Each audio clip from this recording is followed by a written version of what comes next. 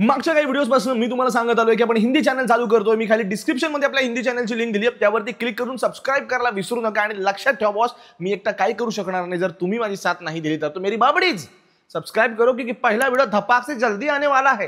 नमस्कार मित्रांनो, माझं नाव शुभम आणि आपल्या नवीन व्हिडिओ मध्ये तुमच्या सगळ्यांचं मनापासून स्वागत आहे। मित्रांनो, आज आपण पुन्हा एकदा बोलणार आहोत the great and glorious genius भैया गायकवाड बद्दल। याबद्दल आपण ऑलरेडी असंख्य व्हिडिओज मध्ये बोललोच आहोत। मात्र रिसेंटली मी याच्या प्रोफाइल वरती गेल्यावर मला कळलं हा माणूस आता कन्फर्म मनोरुग्ण झालाय गाइज। रामकृष्ण मित्रांनो, मी तुमचा लाडका भैया।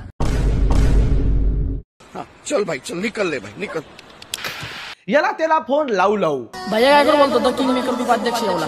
भैया गायकवाड बोलतो तो किंग मेकर उपाध्यक्ष येवला। हा भैया गायकवाड बोलतो तो किंग मेकर उपाध्यक्ष। इकडं तिकडं पचापच थुकू भैया गायकवाडची गुडघ्याची वाटी कधी त्याच्या मेंदूच्या कवटीपर्यंत पोहोचली आहे त्याला घंटा कळलेलं नाही। आणि आता हे क्लीन शेवड वटवागुळ कॅमेरा समोर येऊन लिटरली काहीही बरळायला लागले। तुम्ही ही रील बघा। रात्री विषय आज झाला की मला एक जणाचा ऋषी ब्लॉगर म्हणून नावाचा मुलगा आहे, त्याचा मेसेज आला की भैया गायकवाड तू सावध राहा, तुला पोरं मारणार आहे। आमचा थोडाफार ट्रोल चालू होता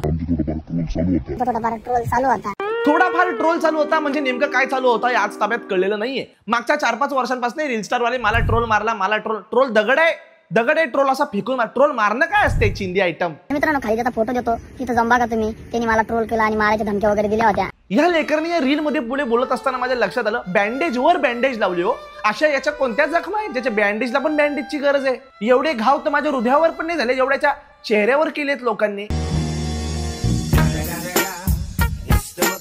मला तर असं वाटतं की ते बँडेजचे कचकन ओढून काढा आणि ह्या लेकराचे बँडेज काढून ह्या लेकरासोबत बॉन्डेजच खेळा। मला पोरांनी रात्री मारलं, पाठीला वगैरे लागले, तोंडाला थोडं लागलेलं आहे। मग असलं काहीतरी दळबद्री बडबड केल्यानंतर एंडिंगला हे लेकरू स्वतः हसलंय हो। मित्रांनो, असं का करताय? काय मी आजपासून व्हिडिओ काढणं बंद करतो, तुम्ही नसल बोलत ना, आजपासून व्हिडिओ काढणं बंद करतो। रामकृष्ण हरी मित्रांनो, बघा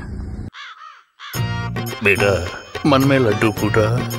मी तुम्हाला सांगतो अशा वागण्यामुळे हा बधीर बोका एक दिवस 100% लोकांचा मार खाणारच आहे।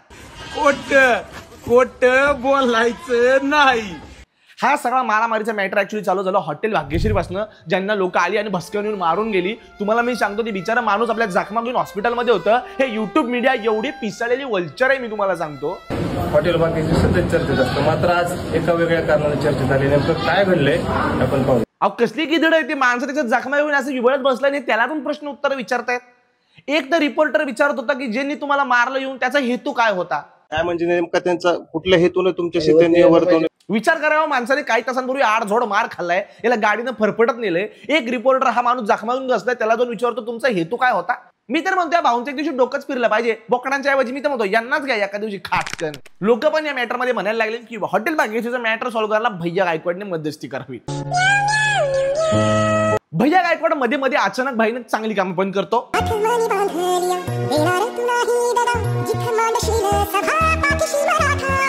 ज्या मोमेंटला मला असं वाटतं की येस भैया Gaikwad is a good person, त्या मोमेंटला त्याला पचकन जुलाब करायची एवढी घाण सवय गाईज। मी तुम्हाला सांगतो, आता तुम्ही ही दुसरी रील बघा।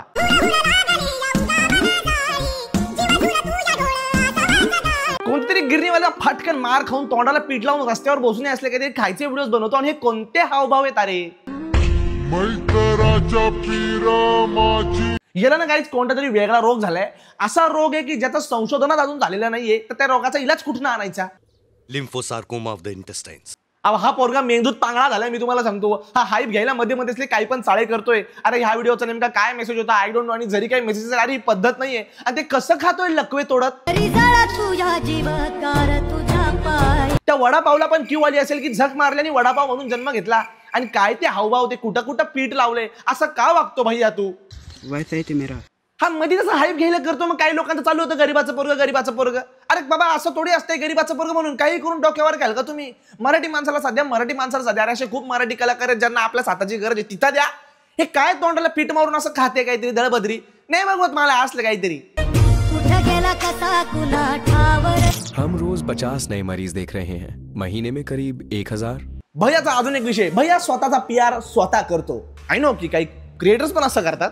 तुम्ही जे भैया शेठ गायकवाडचे व्हिडिओ बघता तुम्हाला वाटतं ते लय श्रीमंत आहे। भाषण कुछ ज्यादा नहीं हो गया, मतलब कुछ भी। माणूस एकदम साधा भोळा आहे। जर बघायचं असेल तर हे बघा तुम्ही, साधं उदाहरण आहे, लाईव्ह शर्ट फाटलेलं आहे आणि माणूस एकदम साधा भोळा आहे। हा म्हणतो भैयाचा जाऊन शर्ट फाटलाय। अरे जो फटा है वो सिर्फ शर्ट थोडी आहे, अजून बरंच काय काय फाटलंय भैयाचं। अरे बाप रे, ये तो धोती खोल रहा है. या पूर्ण रील मध्ये हा समोरचा माणूस त्याची काहीतरी बायोग्राफी सांगतो की भैयाचा कसा शर्ट फाटलाय, तरी भैया बघा या पूर्ण व्हिडिओमध्ये भैयाने कानाला फोन लावलाय, पण हा बिनबुडाचा बेडूक फोनवरती एकही शब्द बोलत नाहीये, निस्ता धरून ठेवलाय. ते एकदम टॉपचं आहे. तुम्हाला वाटतं का माणूस फेमस झाला म्हणजे एकदम श्रीमंत झाला, असं काही नसतं. एकदम साधा भोळा विषय. माणूस एकदम साधा भोळा, शर्ट फाटलेलं आहे. चुकून मागून जर काही वर्षानंतर भैयाचे पुतळे बांधायला लागले तर भैयाच्या पुतळ्यामध्ये कंटिन्यू त्याचा एक हात फोनवरच असणार आहे. एवढी कोणती फोनाफोनी करतोय, याच्या अशा हालचाली पाहून त्या अंबानी जिओचे भाव दर महिन्याला वाढवतोय, तरी हे आवरे ना. एकदम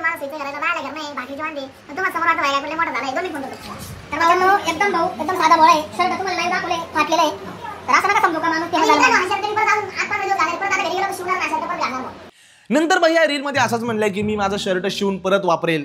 भैया ज्या दिवशी तू शर्ट शिवायला जाशील त्या दिवशी शर्टाबरोबर आपले काही मागचे अवयव पण शिवून घे. सध्या काही एवढा सेन्सिटिव्ह मुद्दा चालू आहे तो महादेवी हत्तीणीचा, आणि याच्यावरती आपण एक युट्यूब शॉर्ट्स टाकला, चॅनल जाऊन तुम्ही चेक करा. याच्या संदर्भामध्ये या भैयाला कोणी अक्कल शिकवली काहीतरी व्हिडिओ करायची, यांनी त्या रील मध्ये डायरेक्ट अंबानीला फोन लावलाय. तुम्ही माझं दिलं काय, तुम्ही हातीला दिलं काय, काय गरज काय होती, एवढी लहान पोरं. हा खरंच मार खायची कामं करतो काय? एका दिवशी जर याला कुणी तुडवला येऊन तर त्यात नवल वाटणार नाही. एवढा सेन्सिटिव्ह मॅटर आहे, लोक त्या मुद्द्यावरती एवढा आपला पार भावनेने इन्व्हॉल्व झालेले आहेत, आणि हा मध्येच काहीतरी भस्कन रील टाकतो. याला कमेंटमध्ये एवढ्या घाणेरड्या शिवाय दिल्यात लोकांनी, मी तुम्हाला सांगतो. असे जर मी वाचल्या तर माझ्या येणाऱ्या पुढच्या 7 पिढ्या न येताच घाबरतील पृथ्वीवर राहिला. एवढी लाच काढली लोकांनी, आणि याची बोलायची भाषा बघा. अरे अंबानी आहे बाबा. मी तर म्हणतो त्या वंतारामध्ये या भैयाला पण घेऊन जा. 1.5 लाख प्राणी तिथं ऑलरेडी आहे, पण ही प्रजाती तुम्हाला परत भेटणार नाही. अवतारच्या पुढच्या पार्टमध्ये भैयालाच निळा रंग लावून तिथं पाठवला पाहिजे, कारण याच्या अशा हालचाली बघून ना मनुष्य आहे असं कुठंच काही लागणार नाही. अंबानीला फोन करून म्हणतोय मी येऊ तिथं, तू काय करशील वंतारामध्ये जाऊन वानरा? नाही, याच्यावर संशोधनच करा तुम्ही यार. हा फोन लावून अरे अरे तुला मला आपल्या अख्ख्या जिल्ह्याला विकत घेऊन टाकल तो माणूस रे बाबा. अरे ही कोणती बोलायची पद्धती फोनवर? म्हणजे किती मोठा होता राव तिथला कोल्हापूरचा, तुम्ही काय केलं कशाला राव? भैया गायकवाडला मध्यंतरी एका कार्यक्रमामध्ये बोलल्यानंतर मला तर आपल्या लोकांची दया आली आणि प्रश्नही पडला. मी वारंवार सांगत आलोय, सोशल मीडियावरच्या कुठल्याच क्रिएटरला डोक्यावर घेऊन नाचायची काही गरज नाहीये. गाईज आयडल वगैरे म्हणतायत लोक भैया शेठ गायकवाडला. अरे आयडल आपले आईबाप असावे, महाराज असावे किंवा प्रभुराम असावे. अजून कोणते आयडल नवीन बनवायची गरज नाहीये. आणि भैया शेठ सारखे कोणते आयडल जे काही पण येतात कॅमेरा समोर, ज्यांची इंटेलेक्च्युअल कॅपॅसिटीची लोकांना जाणीव नाही, रिअली डोंट नो की काय एक्झॅक्ट टॅलेंट आहे, आणि उगाच डोक्यावरती घ्यायचं. अरे मी तर म्हणतो कोणत्याच क्रिएटरला, मी असो नाही तर कोणी असो, एवढं डोक्यावर घ्यायची गरजच नाहीये. काय गरज आहे? नॉर्मल माणसं आहे भेंडी. भैया गायकवाडला अचानक भाईनं एक दिवशी कोणतरी 5-50 रुपये दिले असतील, मित्राच्या कारमध्ये पेट्रोल टाकलं आणि भैया गायकवाड टोल नाक्यावर गेला. आणि भैया गायकवाडने आयुष्यात कदाचित पहिल्यांदाच टोल नाका पाहिल्यामुळे ही गॉट बोनर्स. तेच कवटी फिरली, तो पिसाळला आणि त्याला टोल नाक्यावर जाऊन कळलं नाही मी काय करू. टोल नाक्यावरनं शिस्तीत गाडी पुढे न्यायच्या ऐवजी भैया शेठ गायकवाड टोल नाक्यावरच थांबला.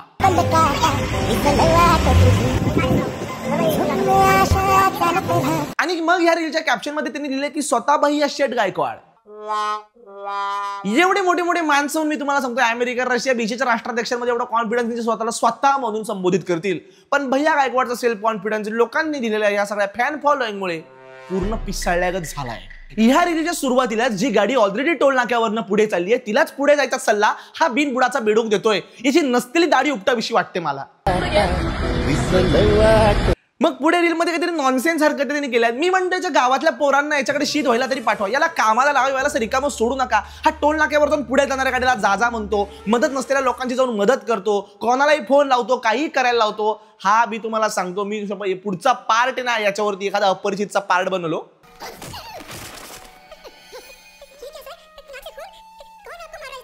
पुढच्या रील मध्ये पुन्हा एकदा त्याला कळलं की गरिबीचा कार्ड जर मी चालवतो नाही तर लोक मला कुणीकडचं ठेवणार नाही, म्हणून लेकरू अचानक फटकन कुठेतरी बसले फुटपाथवर आणि खातय.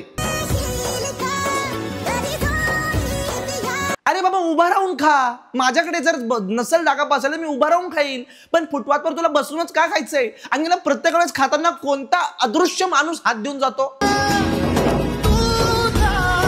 म्हणजे याला खाताना 4 माणसं हात देतात पण बसायला कोणी जागा देत नाही. अशी कशी यार याची परिस्थिती यार. मी सांगतो या लेकरला भास होत आहे, त्याला मल्टिपल पर्सनॅलिटी डिसऑर्डर झालाय, ज्याचा तो उन्नी झालाय परिचय मधला. मी तुम्हाला सांगतो अजून 1-2 वर्ष तुम्ही थांबा, भैया गायकवाड केस वाढवून तुम्हाला तशाच हरकती करताना दिसेल. अपरिचित रोग झाला याला. हे सगळं बघून काही लोकांना हा डाऊन टू अर्थ वाटतो. हा डाऊन टू अर्थ नाही, हा अंडर द अर्थ पाहिजे. याचे सगळे चाळे बघता. इतना चुभने लगा हूं सबको. मग परत एकदा त्याचे ते ट्रॅडिशनल त्याची कॉलिंगची रील असतेच, तो फोन करतो आणि आठ झोड प्रत्येकाला रस्त्यातच काम करायला लावतो. जेवढं रस्त्याचे काम करताय का नाही सांगा मला, नाही तर मी येऊ तिकडं. हा नाही करून घ्या सांगा, नाही तर मग मी येतो तिकडे. मी आलो रिकामा नाही वाढवतील. हा एवढा भयानक की जेवढं गडकरींनी मागच्या 5-10 वर्षात केलं नाही, या पोराने मागच्या 5 महिन्यात केलंय. हा कोणालाही फोन लावतो आणि रस्ते बांधायला लावतो. आणि ह्या रील मध्ये तर त्यांनी रस्त्याबरोबर जाळेचं कोणतं तरी कंपाऊंड पण बांधायला लावलंय.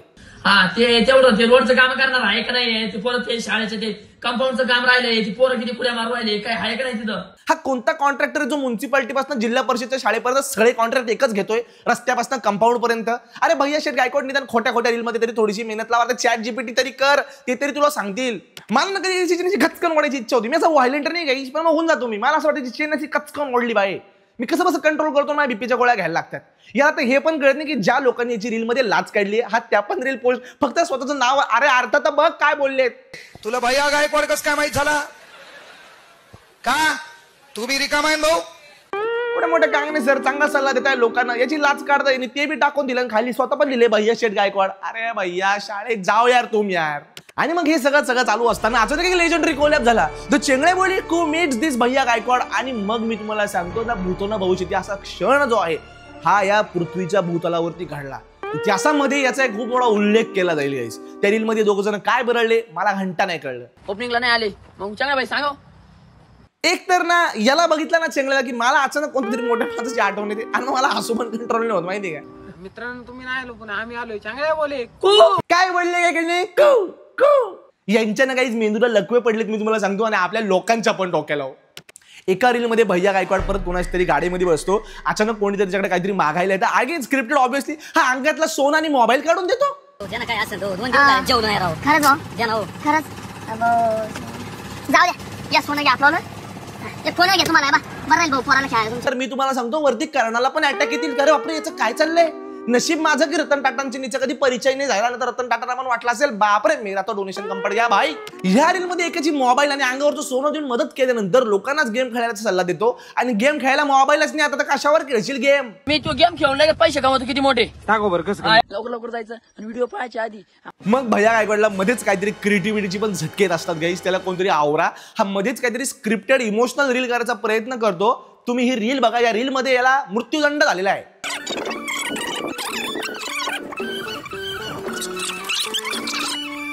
ही सगळी ऍक्टिंग बघून, ही सगळी स्क्रीन प्ले बघून मला नसलेले मुतखडे पडले गाईज. मी तुम्हाला सांगतो माझ्या आताड्यांमध्ये माझ्या गुदगुल्या आल्या. आणि कशी बशी रील मी पुढे ढकलली तेव्हा भैया गायकवाडचा एक अलौकिक क्षण मला दिसला.